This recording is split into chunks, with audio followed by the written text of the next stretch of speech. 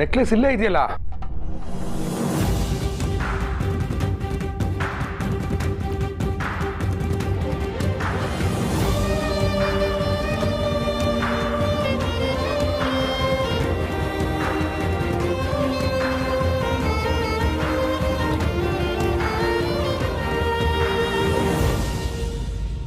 ಅಯ್ಯೋ, ನಾನೇ ಎತ್ತಿ ಬ್ಯಾಗಲ್ಲಿ ಇಟ್ಕೊಂಡಿದ್ನಲ್ಲ, ಹೇಗಲ್ಲಿರಕ್ಕೆ ಸಾಧ್ಯ? ನಾನು ಅಷ್ಟು ಸಲ ಹುಡುಕಿದ್ನಲ್ಲ, ಸಿಗ್ಲಿಲ್ಲ. ಈಗ ನೋಡಿದ್ರೆ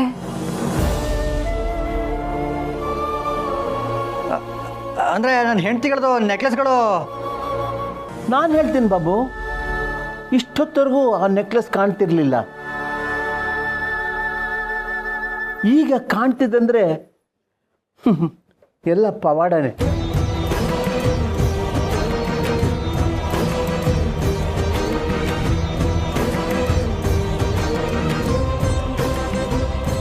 ಹೌದು ಮಾವ, ಇದು ಪವಾಡನೆ. ಸತ್ಯ, ಎಲ್ಲ ಸಮಸ್ಯೆನೂ ಬಗೆಹರಿತು. ಎಲ್ಲ ಈ ದೇವಿ ಕೃಪೆನೆ.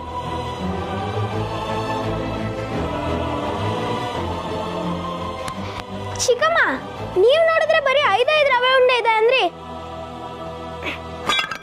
ಇಲ್ಲಿ ನೋಡಿ, ಡಬ್ಬಿ ತುಂಬಾ ಇದೆ.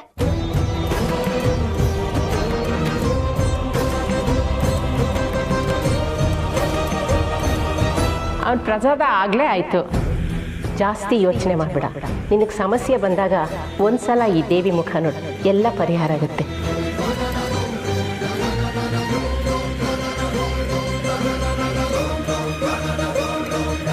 ಅಮ್ಮ ಅಮ್ಮ, ನನಗೆ ಗೊತ್ತು, ತಾಯಿ ರೂಪದಲ್ಲಿ ಬಂದಿದ್ದು ನನ್ನ ಗೆಳೆಯನೇ, ನನ್ನ ಗೆಳೆಯ ಭಗವಂತನೇ. ಭಗವಂತ, ಭಗವಂತ. ಶಿವಪ್ರಸಾದ್, ಭಗವಂತ. ತಾಯಿ ಇಲ್ದವ್ರಿಗೆ ತಾಯಿಯೂ ನಾನೇ, ತಂದೆ ಇಲ್ದವ್ರಿಗೆ ತಂದೆಯೂ ನಾನೇ, ಯಾರು ಇಲ್ದವ್ರಿಗೆ ಎಲ್ಲವೂ ನಾನೇ. ಶಿವಪ್ರಸಾದ್. ಆಹಾ ಭಗವಂತ, ನೀನಿವತ್ತು ನನಗೆ ಕೊಟ್ಟಿದ್ದು ಸಾಮಾನ್ಯವಾದ ತುತ್ತಲ್ಲ, ದೇವರ ತುತ್ತು. ಸಾಕ್ಷಾತ್ ಭಗವಂತನೇ ನಮಗೆ ಪ್ರಸಾದ ಕೊಡ್ತಾನೆ ಅಂದರೆ ನಾನು ಎಂಥ ಅದೃಷ್ಟ ಮಾಡಿದ್ದೀನಿ. ನನಗೆ, ನಮ್ಮ ಮನೆಯವ್ರಿಗೆ, ನನ್ನ ಸ್ನೇಹಿತನಿಗೆ ಎಲ್ಲರಿಗೂ ಪ್ರಸಾದ ಕೊಟ್ಟೆ. ಇದಲ್ವಾ ಅದೃಷ್ಟ ಅಂದರೆ?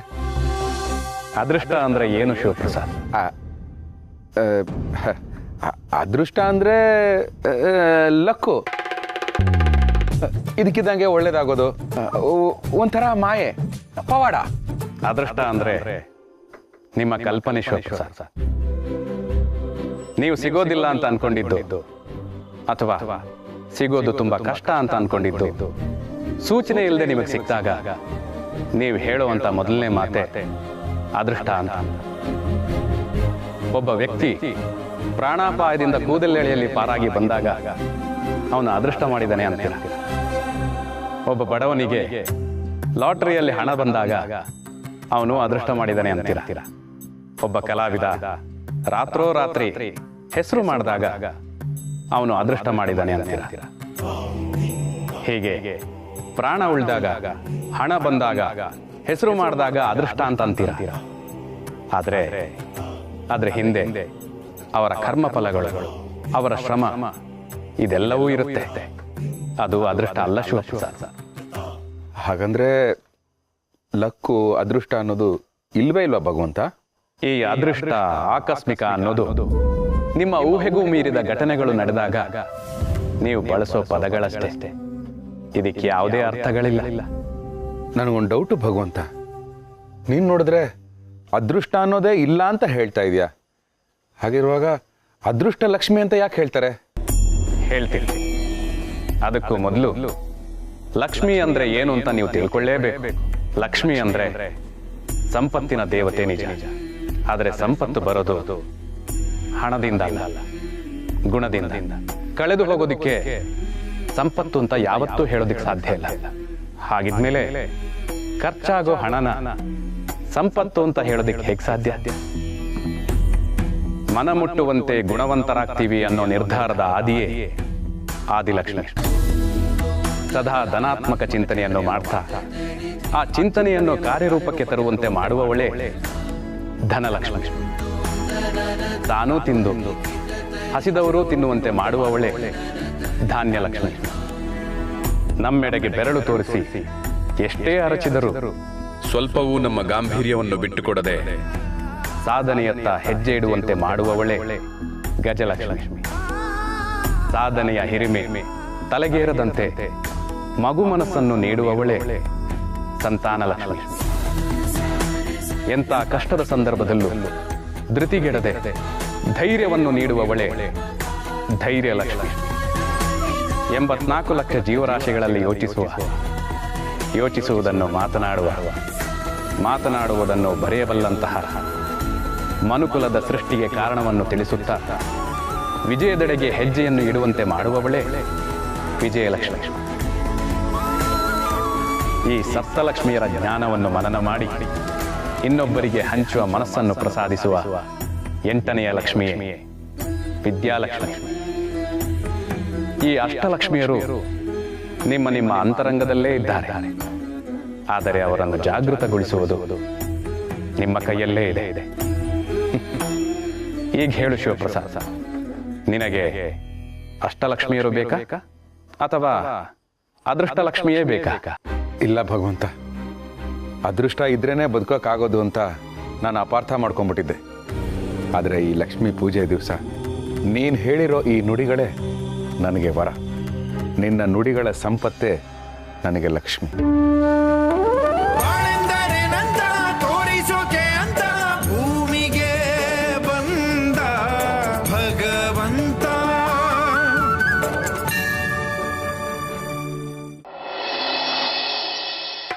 ಅಮ್ಮ ಗಿರಿಜಾ, ಮಾವ, ಆ ಶ್ರೀನಿವಾಸ ಸಿಕ್ಕಿದ್ದ ಈ ಮಂಡಿ ನೋವಿಗೆ ಅದಂಥದ್ದು ಪ್ಯಾಡ್ಸ್ ಬಂದಿದೆಯಂತೆ. ಅದನ್ನ ಹಾಕೊಂಡ್ರೆ ಮಂಡಿ ನೋವು ಹೋಗುತ್ತಂತೆ. ಆದರೆ ಅದೆಷ್ಟು ದುಡ್ಡಾಗತ್ತೋ ಅಂತ ನನಗೆ ಕೇಳಲಿಲ್ಲ. 500 ಆಗತ್ತೋ 1000 ಆಗತ್ತೋ? ಅಮ್ಮ ಆ ಶಿವುಗೆ ಹೇಳಿ. ಮಾವ, ನೀವ್ಯಾಕೆ ಇಷ್ಟೊಂದು ಯೋಚನೆ ಮಾಡ್ತಿದ್ದೀರಾ? ಒಂದ್ ಮನೆ ಮದ್ದಿದೆ. ಈ ಎಕ್ಕದ ಗಿಡದ ಎಲೆ ಬರುತ್ತಲ್ಲ, ಅದನ್ನ ಪಾದಕ್ಕಿಟ್ಕೊಂಡು ಸಾಕ್ಸ್ ಹಾಕೊಂಡು ಮಲ್ಕೋಬೇಕಂತೆ. ಬೆಳಗ್ಗೆ ಎದ್ಮೇಲೆ ಅದನ್ನ ತೆಗೆದು ಎಸಿಬೇಕಂತೆ. ಈ ತರ ಸ್ವಲ್ಪ ದಿನ ಮಾಡಿದ್ರೆ ಮಂಡಿ ನೋವು, ಕಾಲ್ ನೋವು ಎಲ್ಲ ಮಾಯ. ಅರೆ, ನೀನ್ ಯಾವಾಗಮ್ಮ ನಾಟ್ಯ ಔಷಧಿ ಮಾಡೋದ್ ಕಲ್ತೆ? ಅಯ್ಯೋ ಮಾವ, ನನಗೆಲ್ ಗೊತ್ತು. ಸೋಷಿಯಲ್ ಸಂಧ್ಯಾ ಅವ್ರು ಇದ್ದಾರಲ್ಲ, ಅವ್ರ ಮಾವ ಪ್ರತಿದಿನ ಇದನ್ನೇ ಮಾಡೋದಂತೆ. ಅವಳು ನನಗೆ ಹೇಳಿದ್ಲು, ನಾನು ನಿಮಗೆ ಹೇಳ್ದೆ. ಹೌದಾ? ಹಾಗಾದ್ರೆ ನಾಳೆನೇ ಹುಡುಕ್ತೀನಿ. ಎಕ್ಕದೆಲೆನ ಮಾವ?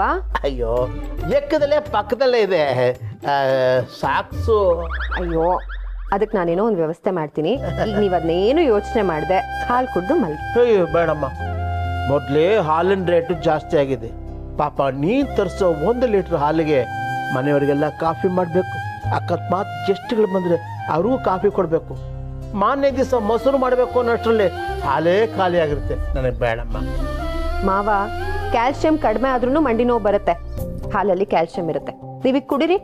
ಅಲ್ಲಮ್ಮ, ಬೆಳೆಯೋ ಮಕ್ಕಳು ಮನೇಲಿರೋವಾಗ ಬಿದ್ದೋಗೋ ಮರಕ್ಕೆ ಯಾಕಮ್ಮ ಆರೈಕೆ ಮಾಡ್ತೀಯ? ಚೆ ಮಾವ, ನೀವ್ ಹೀಗೆಲ್ಲ ಮಾತಾಡಿದ್ರೆ ನಾನು ಸುಮ್ಮನೆ ಇರಲ್ಲ ಅಷ್ಟೇ.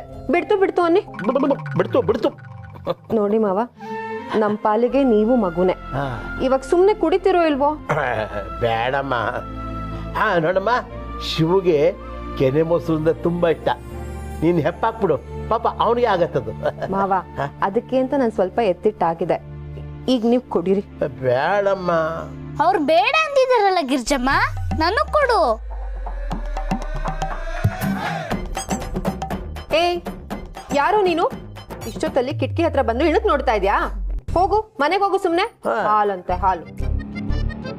ನೋಡಿ ಮಾವ, ಇತ್ತೀಚೆಗೆ ನಮ್ಮ ಏರಿಯಾದಲ್ಲಿ ಪುಂಡು ಹುಡುಗರು ಹಾವಳಿ ಜಾಸ್ತಿ ಆಗ್ಬಿಟ್ಟಿದೆ. ಹೋಗೋ ಮನೆಗೆ. ನೀವ್ ತಗೊಳ್ಳಿ ಮಾವ. ಬೇಡ ಅನ್ನೋರ್ಗೆ ಒತ್ತಾಯ ಮಾಡ್ತಿದ್ಯಲ್ಲ ಗಿರ್ಜಮ್ಮ, ನನಗ್ ಕೊಡು. ನಾನ್ ಕುಡಿತೀನಿ, ನನ್ಗೆ ಹಸ್ವಾಗಿದೆ. ಸುಳ್ಳು ಹೇಳ್ತೀಯನಾ? ಕೊಳಮ ಇಲ್ಲಿ. ಹಾಲು ಬೇಕಂತೆ, ಹಾಲು.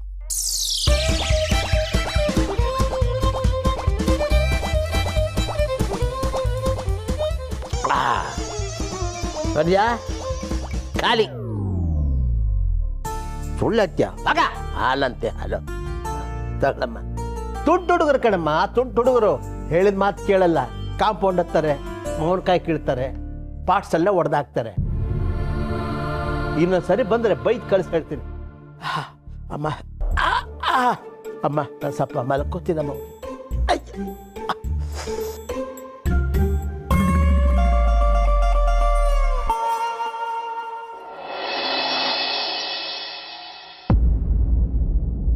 ಯಾಕೆ ಹೋಗತ್ತೆ ಯಾಕೆ ಹೋಗತ್ತೆ ಯಾಕೆ ಹೋಗತ್ತೆ ರೀ ಮಲ್ಕೊಡ್ರಿ ಸುಮ್ಮನೆ ಸತ್ಯ ಮಲ್ಕೊಂಡು ಸುಮ್ಮನೆ. ಅಮ್ಮ ಗಿರ್ಜಮ್ಮ ಬಾಮ್ಮ. ಅಯ್ಯೋ ಇಷ್ಟು ತನಕ ಅವಳು ಪುಷ್ಪವತಿ ಅಂದ್ರೆ ಈಗ ಇಷ್ಟು ದಿನ ಪ್ರೀತಿಯಿಂದ ಗಿರಿ ಅಂತ ಕರಿತಾ ಇದ್ದವರು ಅಮ್ಮ ಅಂದ್ಬಿಟ್ರ. ಮಲ್ಕೊಳ್ರಿ ಸುಮ್ಮನೆ. ಕಿವಿಲಿ ಏನೇನ್ ಕೇಳಬೇಕು. ಗಿರ್ಜಮ್ಮ ಅಮ್ಮ ಗಿರ್ಜಮ್ಮ.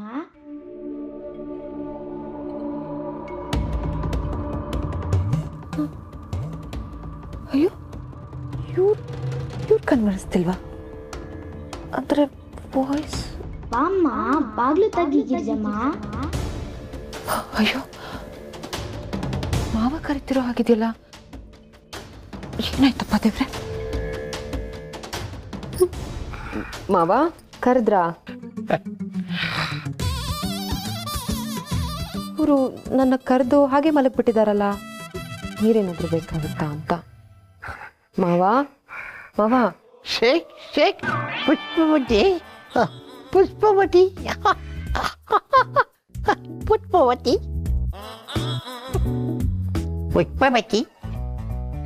ಜಗತ್ತಲ್ಲಿ ಅಪ್ಪ ಮಗ ಮಾತ್ರ ಈ ಥರನೋ ಅಥವಾ ಎಲ್ಲ ಗಂಡಸರು ಇದೇ ಥರನೋ?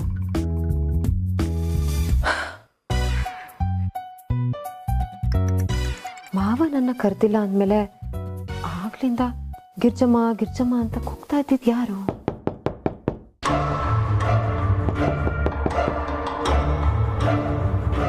ಇಷ್ಟೊತ್ತಲ್ಲಿ ಯಾರು ಬಾಗ್ಲು ತಡ್ತಿರೋದು? ತೆಗಿಲೋ ಬೇಡವೋ?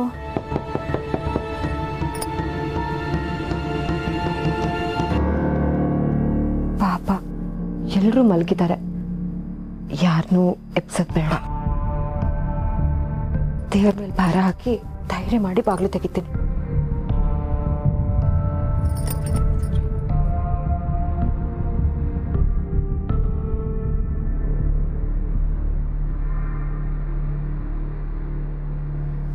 ದೇವ್ರೆ ಇಂಥ ಟೈಮಲ್ಲಿ ಆಂಜನೇಯನ ನೆನೆಸ್ಕೋ ಅಂತ ಅಮ್ಮ ಯಾವಾಗಲೂ ಹೇಳ್ತಿರ್ತಾಳೆ, ಹಾಗೆ ಮಾಡ್ತೀನಿ. ಅನೋಜವಂ ಮಾರುತತುಲ್ಯ ವೇಗಂ ಜಿತೇಂದ್ರಿಯಂ ಬುದ್ಧಿಮತಾಂ ವರಿಷ್ಠಂ ವಾತಾತ್ಮಜಂ ವಾನರಯೂಥಂ ಮುಖ್ಯಂ ಶ್ರೀರಾಮದೂತಂ ಶಿರಸಾ ನಮಾಮಿ. ಅಪ್ಪ ದೇವ್ರೆ ಕಾಪಾಡಪ್ಪ.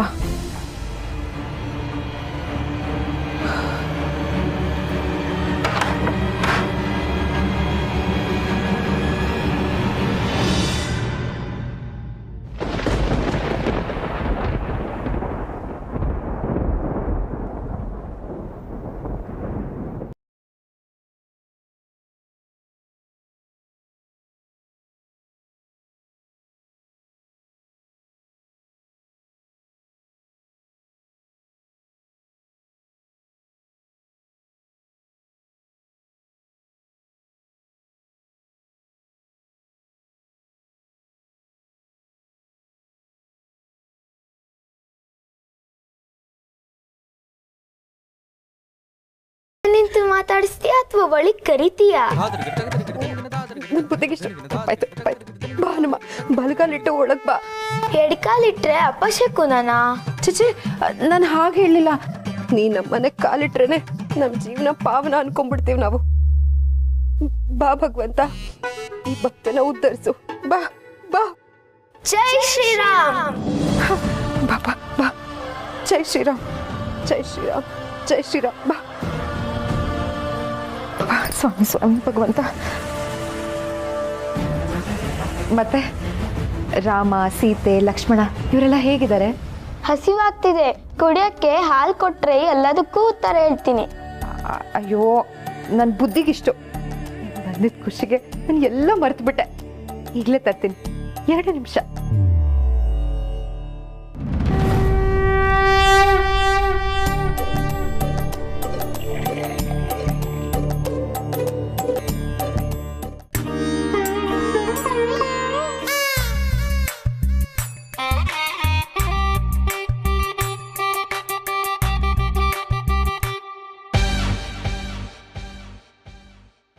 ಸಾಕಾಗಿಲ್ಲ, ಇನ್ನೂ ಬೇಕು.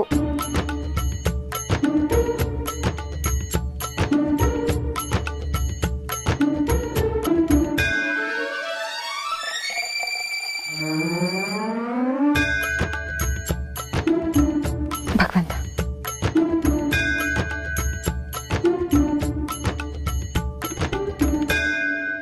ಸಾಕಾಗಿಲ್ಲ, ಇನ್ನೂ ಬೇಕು. ಹಾ ತಂದೆ.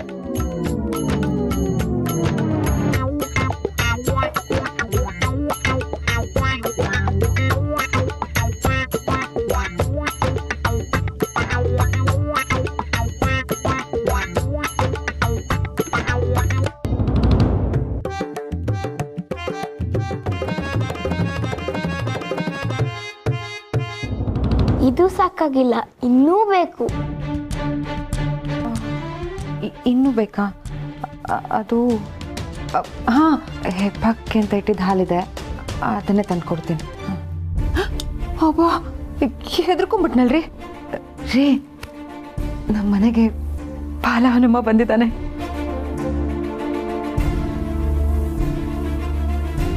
ಬಾಲ ಹನುಮನ ಬಾಲ ಸಿಕ್ಸ್ಕೊಂಡ್ಬಂದ್ಬಿಟ್ರೆ ಬಾಲ ಹನುಮ ಆಗ್ಬಿಡ್ತಾನ? ಅಲ್ಲ, ಡ್ರಾಮಾ ಗೆಟಪ್ ಹಾಕೊಂಡು ಬಂದಿರೋರ್ನ ಹನುಮಂತ ಅಂತ ಅನ್ಕೋತಾ ಇದೆಯಲ್ಲ. ಬಾಯಿ ಕಡೆ ಹೇಳ್ತೀನಿ. ಏಯ್, ಯಾರಪ್ಪ ನೀನು? ನಮ್ಮನೆಗೆ ಯಾಕೆ ಇಷ್ಟೊತ್ತಲ್ಲಿ ಬಂದಿದ್ಯಾ? ಹೇಳೋರು ಕೇಳೋರು ಯಾರು ಇಲ್ವಾ ನಿನಗೆ? ಹೋಗಪ್ಪ, ನಿಮ್ಮ ಮನೆಗೆ ಹೋಗು. ನನ್ನ ವಿರುದ್ಧ ಮಾತಾಡಬೇಡ, ನೀನು ಧೂಳಾಗೋಗ್ಬಿಡ್ತೀಯಾ. ಅರೆ, ಈ ಮನೆ ಓನರ್ ನಾನೇ ಸಾಫ್ಟ್ ಆಗಿ ಮಾತಾಡ್ತಾ ಇದ್ದೀನಿ. ಬಾಲ ಸಿಕ್ಸ್ಕೊಂಡ್ಬಂದಿರೋ ಬಾಲ ಕಲಾವಿದ ನೀನು ನನ್ನ ಮೇಲೆ ಜೋರ್ ಮಾಡ್ತೀಯಾ?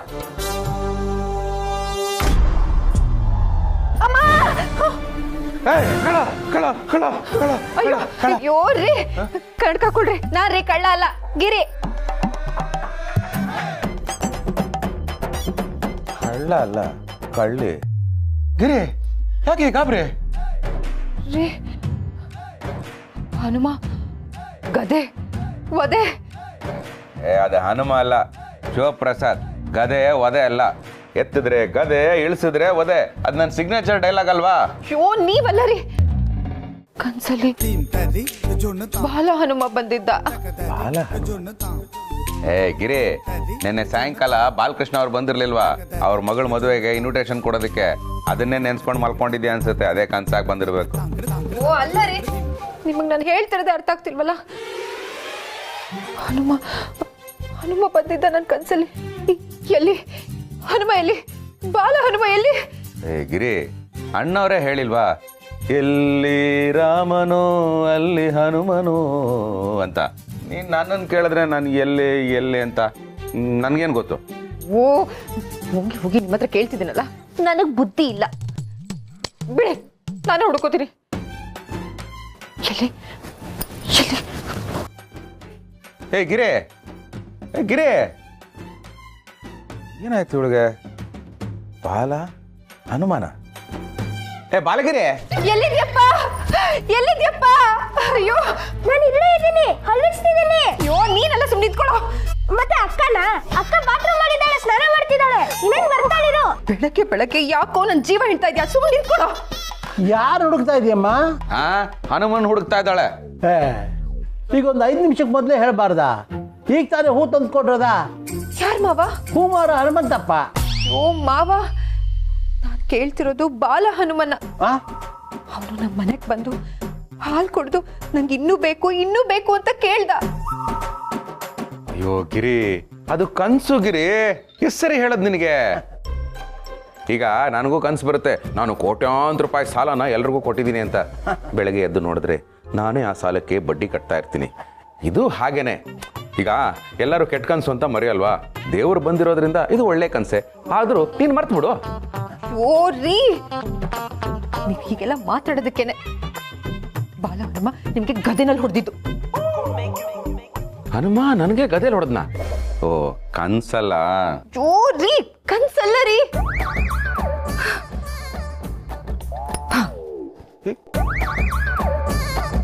ಅಪ್ಪ, ಅಮ್ಮಂಗೆ ಏನಾಯ್ತು? ಅಮ್ಮನಿಗೆ ಮದುವೆ ಆಯ್ತು, ನನ್ನ ಜೀವನ ಮುಗಿಯಿತು. ನಂಗೆ ಹೇಳೇ ಇಲ್ಲ. ಹಲ್ಲು ಜೊತೆ ಮುಗಿಸ್ಕೊಂಬ, ಹೇಳ್ತೀನಿ. ಹೋಗ ಮಾತ್ರ ಮೇಲೆ ಅಲ್ಲುಜ. ರೀ, ಕನ್ಸು ಅಂತಿದ್ರಿ ಅಲ್ಲ, ನೋಡ್ರಿ ಈ ಪಾತ್ರೆನಲ್ಲಿ ನಿನ್ನೆ ರಾತ್ರಿ ಹಾಲಿತ್ತು, ಈಗಿಲ್ಲ. ರಾತ್ರಿ ಇದ್ದ ಹಾಲು ಈಗ ಇಲ್ಲ ಅಂದ್ರೆ ಏನರ್ಥ ಭಗವಂತ? ಖಾಲಿಯಾಗಿದೆ ಅಂತ ಅರ್ಥ ಶಿವಪ್ರಸಾದ್.